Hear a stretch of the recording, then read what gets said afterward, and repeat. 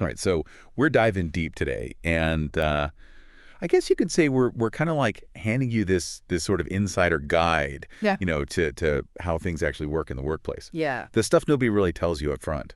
Yeah, exactly. We're pulling out the real gems, the core insights from Richard Templar's The Rules of Work, giving you, like a concentrated dose of wisdom here. So you can kind of get a clearer picture of how all the professional dynamics work. Maybe even get a little bit of an edge. That's the goal. Yeah. So we're basically taking all 108 of Templar's rules, which he lays out over like 10 sections, and boiling them down, just for you. Yeah. Okay. So you can actually use this stuff right away. Exactly. It's like a cheat sheet for understanding the key principles that really make a difference in the workplace. So our mission here is pretty simple. We want to equip you, the listener, with a deeper understanding of what's really going on behind the scenes at work. So you can make those smart career moves, without feeling like you're trying to crack some secret code. Absolutely. Okay, so let's jump right into it. Part 1, walk your talk, rules 1 through 10. This is all about building that solid foundation for your career. Right. It's about showing you're competent. Yeah, exactly. Showing that you're competent and that you're capable, from the get-go. Absolutely. And this first section, it really emphasizes that just being good at what you do. Yeah. Just having the talent, it's not enough. Right. It's also about making sure that people see what you're doing. Yeah. And that you're, presenting yourself in a way that says, "Hey, I'm professional. I'm in control." Right from the beginning. Absolutely. Yeah. So rule number 1 just gets right to it. Get your work noticed. And this isn't about bragging, right? No, not at all. This is about being strategic. Strategic visibility. Yeah. Yeah. So, like, let's say, for example, you streamline a process at work. Right. And, you end up saving like a ton, like 20% time saving. Right. Templar suggests you casually mention that. Right. In a meeting, where your manager is present. Right. It's just about making sure that your impact, that your accomplishments don't go unnoticed. Absolutely. Right. It's about thinking about the story, the narrative that you're building around the work that you do. Mm-hmm. So instead of just, listing off the facts, you want to frame those accomplishments in a way that highlights your problem-solving skill. Yeah. And the impact that you're having on the overall goals of the business. Absolutely. That makes your contributions more memorable, and it makes them, stand out more. Okay. So moving on to rule number 6. Okay. Look after yourself. This is all about self-preservation. Right. Right. Which is so important. Absolutely crucial. So, if you're just completely swamped with those routine tasks, Yeah. like answering emails all day. Right. Templar's advice is, delegate that stuff. Delegate it to somebody, maybe a little more junior on the team. Right. And that frees you up to focus on the work that has a bigger impact. Absolutely. Yeah. And, a lot of times burnout comes from this fear of saying no. Yeah. Right. Yeah. But being able to recognize, what your capacity is, and then delegating strategically, it not only protects you, but it also gives your team members a chance to grow. Yes. To develop their skills. Absolutely. And it creates a more resilient team overall. So the main takeaway from part 1 is that while doing great work is obviously the foundation, it's not enough on its own. Yeah. You've got to be proactive about managing your time and making sure you're visible. That's how you start to gain some traction in your career. Absolutely. Yeah. Yeah, you gotta be strategic about it. Okay, so let's move on to part 2, rules 11 through 20. Now we're getting into the reality of being constantly judged in the workplace. Right. And this section, it really drives home the point that people are always evaluating you. Yeah. Based on how you look, how you act, and how you communicate. Exactly. And it might seem kind of superficial, but Templar argues that it's just part of the game. It's a constant, yeah. It's just something that's always happening. Right. In the professional world. So rule 14, dress well. Okay. This one highlights how much your appearance can actually affect the opportunities that come your way. Yeah. Even if you have the same skills as somebody else. Right. So picture this. You've got 2 people, right? Okay. Equally skilled. Okay. One of them is, dress professionally, maybe wearing a blazer. The other one, not so much. Maybe a wrinkled shirt. Right. Statistically, the person in the blazer is more likely to get picked, for a client meeting. Yeah, absolutely. Isn't like that. It makes a difference. Yeah. Okay, rule 17. Speak well. This one's all about the power of being thoughtful. Yes. About how you communicate. Yeah. So imagine you're in a team meeting. Okay. And somebody throws out an idea, and your gut reaction is to blurt out, "That's a dumb idea." Right. Right. But instead you take a breath. Yeah. And you say something like, I see your point, but have we, thought about the impact this might have on our resources? That's a much more effective way to communicate. It shows that you're considering things carefully. Yeah. And it's just more professional. So part 2 is all about recognizing that how you present yourself. In every way, really, it's a constant factor in your career. It's an ongoing thing. Yeah. You have to be aware of it, and you have to be intentional about it. Okay, let's move on to part 3, rules 21 to 30. Okay. This is where we get into the importance of having a plan for your career. Right. And understanding how your organization works. Exactly. So, rule 21. Okay. It's very straightforward. Have a plan. Have a plan. It stresses how important it is to have clear goals for your career. Absolutely. So let's say your goal is to become a team leader. Okay. Within 2 years. Okay. You'd want to start identifying the skills you need to develop, right? Maybe it's project management. And then you'd actively look for opportunities to gain that experience. Right. Having a plan, it gives you a framework for all your actions and decisions. It gives you a roadmap to follow. Yeah. So that you can, make choices that are going to get you closer to your long-term goals. Okay, rule 25. Okay. This one's titled, Know the System and Milk It. which I think we can kind of reframe as understand and leverage the system. Okay. Yeah, I like that. Yeah, it's all about really getting how things work in your company. How do promotions happen? Right. How do people get opportunities? So if your company tends to promote from within, right, it would be strategic to start building relationships with the people in HR. Absolutely. Because they have a lot of influence over that process. Yeah, and this rule really highlights the importance of organizational intelligence, right? Yeah, right. So understanding not just the formal processes, right, but the informal ones as well, the unwritten rules. They can give you a real advantage. Absolutely. So the main point of part 3 is that, moving up in your career, it's not just about luck. It's about being intentional. Right. It's about having a plan. Yeah. And understanding the environment that you're in. Absolutely. Okay. Part 4. Okay. Rules 31 through 40. This one's titled, If You Can't Say Anything Nice, Shut Up.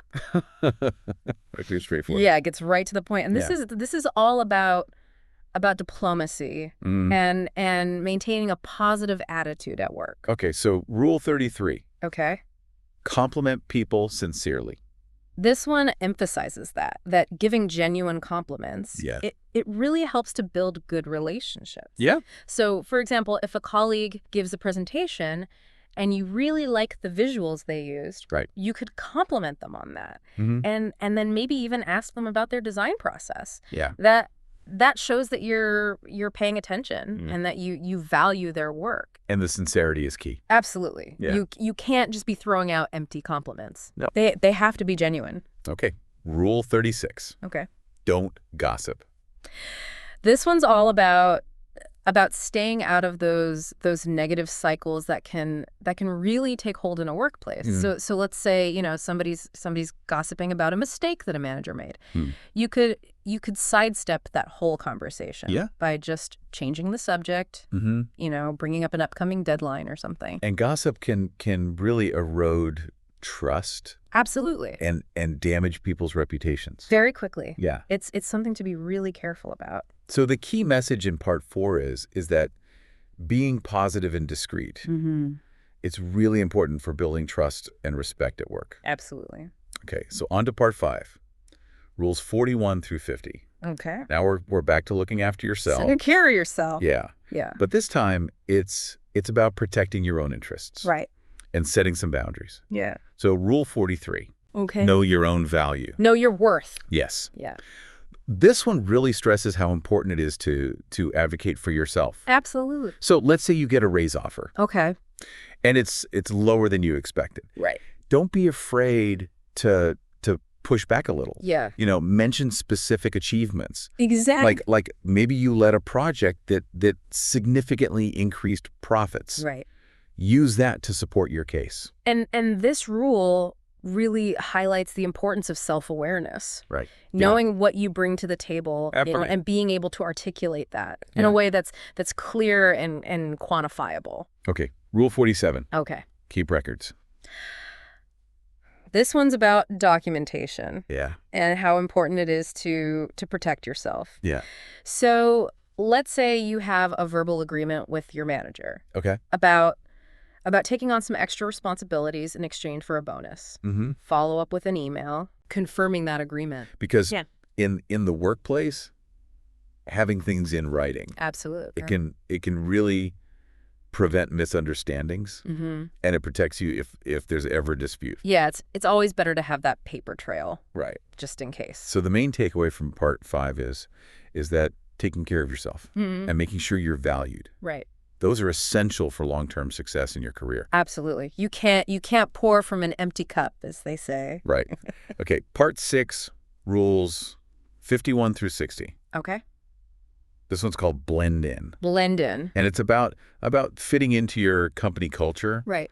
But also standing out a little bit. Yes. In a subtle way. The delicate balance. Yeah. Yeah. So Rule 53. Okay. Act one step ahead. This one advises you to kind of signal that you're ready for that next step in your career, but without rocking the boat too much. Right. Right. So, for example, if the dress code at your company is business casual, you could maybe start wearing a tie. Yeah. Just to, subtly suggest that you're aiming a little higher. It's like a subtle signal. Right. Yeah. Exactly. Okay, Rule 56. Okay. Carve out a niche. This one talks about the value of becoming the go-to person. Yes. For a particular skill or area of expertise. So maybe there's a data analysis tool that everyone else avoids. Right. If you master that tool, right, you become indispensable. Absolutely. You're the only one who can do it. And by developing that specialized skill, you create real value for the organization. You become an asset.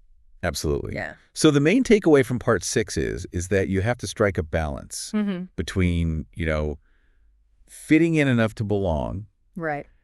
And standing out enough to show what you can do. Yeah, it's about finding that sweet spot. Yeah. Okay, part 7, rules 61 through 70. We're continuing with the theme of being proactive in your career. Right. This one's called Act One Step Ahead. Act one step ahead. So Rule 63. Okay. Volunteer carefully. This one emphasizes being strategic about the opportunities you choose to volunteer for. Yes. So instead of, just doing those basic tasks that nobody else wants to do, right, you could offer to lead a small pilot project for a new initiative. Yeah. That's going to showcase your skills and your leadership ability. It's about the difference between being busy right, and being strategic. Absolutely. Yeah, it's not just about doing more. Right. It's about doing the right things. Okay. Rule 66. Okay. Make your boss look good. This one underscores the idea that supporting your manager's success, it actually benefits you as well. Yeah. So let's say your manager has to give a presentation to the executives. You could offer to prepare a concise report. Right. With all the key information they need. Yeah. That's going to help them look good. And it's going to reflect well on you. That's look like you were the one who helped them. So the key takeaway from part 7 is that showing you're ready for that next level by acting like you're already there, right, that can really pave the way for advancement. Yeah, you're demonstrating that you have the qualities that they're looking for. Okay, part 8. Okay. Rule 71 through 80. This one's called Cultivate Diplomacy. And it's all about navigating those tricky interpersonal relationships at work. Right. And handling conflict. Exactly. So Rule 73. Okay. Ask questions in times of conflict. Okay. This one illustrates how powerful it can be. Yeah. To just ask questions. When things get heated. Right. you can really de-escalate a situation. Yeah, it can help to shift the focus from, those emotional reactions to a more objective problem-solving mode. So let's say you're in a really heated debate. Okay. You could ask something like, what's our ultimate goal here? Right. And that can help to bring everybody back down to earth. Yeah, and it helps to remind everyone of what they're actually trying to accomplish. Okay, Rule 76. Okay. Be a good team player. A good team player. This one emphasizes the importance of supporting your colleagues. Absolutely. So if you see a teammate struggling with something, right, offer to help. Yeah. Maybe share a template with them. Exactly. Or offer some advice. And being a reliable team member, it builds trust. Yeah. And it strengthens those relationships. Absolutely. Which is so important in the workplace. So the main insight from Part 8 is that having strong diplomatic skills, it's crucial for navigating conflict in a way that actually makes things better. And it's essential for building those positive relationships. Yeah, you want to turn those obstacles into opportunities. Okay, Part 9, Rules 81 through 90. Okay. This is where we revisit that idea of strategically navigating your organization. Right. Know the system and leverage it. Exactly. Yeah. So Rule 83. Okay. Know who holds the power. Know who holds the power. This one's all about understanding how decisions get made in your company. Yeah. And who the key influencers are. Exactly. So if you know that the CFO is the one who controls the budget. Right. And you have an idea for a cost-saving initiative. Right. It would be smart to pitch that idea directly to the CFO. Absolutely. Go straight to the source. Yeah. And this rule really underscores the importance of not just understanding the organizational chart, but also the informal networks of influence. Yes. Right. So who are the people who really have the ear of the decision makers? Okay. Rule 87. Get people on your side. Get people on your side. This one talks about the benefits of building positive relationships across different departments. Yeah, you never know when you're going to need help from someone in a different part of the company. So, for example, if you make an effort to connect with the head of IT, right, you might find that you get quicker tech support when you need it. Absolutely. Building a network of allies throughout the company can be really helpful. It can be invaluable. So the main point of Part 9 is that to really achieve your goals at work, you have to understand how the system works. Right. And you have to build those relationships. Yeah, you have to work within the framework. Yeah. Okay, last one, Part 10. Rules 91 through 100 and beyond. This one's called Handle the Opposition. Handle the opposition. Yeah. So this is about dealing with rivals and setbacks. Yeah. And knowing when to bend the rules a little bit. Exactly. Sometimes you gotta be flexible. So Rule 93. Okay. Don't backstab. Don't backstab. This one highlights the long-term benefits of choosing to collaborate and being ethical. Right. Even when you're dealing with people who you might see as competition. Yeah, it's about taking the high road. Right. Even when it's tempting to do otherwise. So, for example, if you see a rival make a mistake. Right. Instead of, exposing them publicly. You could offer to help them fix it privately. Right. It shows integrity. It does. And it builds trust. Absolutely. Okay, Rule 100. Okay. Know when to break the rules. Know when to break the rule. This one's about making calculated exceptions to those established procedures. Right. When you know it's going to lead to a really positive outcome. But this requires careful judgment. Yeah. Right. Yeah. You got to understand the risks and the potential rewards. Absolutely. Before you go breaking the rules. So let's say there's a policy that's really slowing things down. Okay. And you have a project that's really critical. Right. You might be able to justify bypassing that policy if you can make a strong case for how it's going to benefit the company. But you gotta have a good reason. Yeah. And you gotta be prepared to explain your actions. Absolutely. Yeah. So the main takeaway from Part 10 is that handling challenges effectively. It's about thinking strategically. Right. It's about staying true to your ethical principles. Yeah. And it's about knowing when to be flexible. Absolutely. So in this deep dive into the rules of work, we've really covered the essential principles for succeeding in your professional life. Yeah, we've talked about mastering your performance, Mm-hmm. making sure that people see and appreciate your contributions, Mm-hmm. the importance of strategic planning, Yes. developing strong interpersonal skills, Yeah. advocating for yourself, Mm-hmm. fitting into the company culture while still maintaining your individuality, Yeah. thinking ahead, being diplomatic, Yeah. understanding how your organization works, Mm-hmm. and handling challenges effectively. And it's really interesting how all of these rules, they kind of work together. Right. Your competence is the foundation, Yeah. but how you're perceived, Yeah. that affects your opportunities. Absolute. Planning helps you, stay on track, Mm-hmm. but your interactions with people, that shapes your reputation. That's all connected. Yeah. Yeah. So for you, the listener, we want to leave you with this question. Okay. Of all these principles, what's the one thing that you could change about your approach Right. right now Right. that would have the biggest positive impact on your career? Think about the specifics of your workplace. Yeah. Think about how these rules play out in your day-to-day work life. And we really hope that this deep dive has given you a good understanding of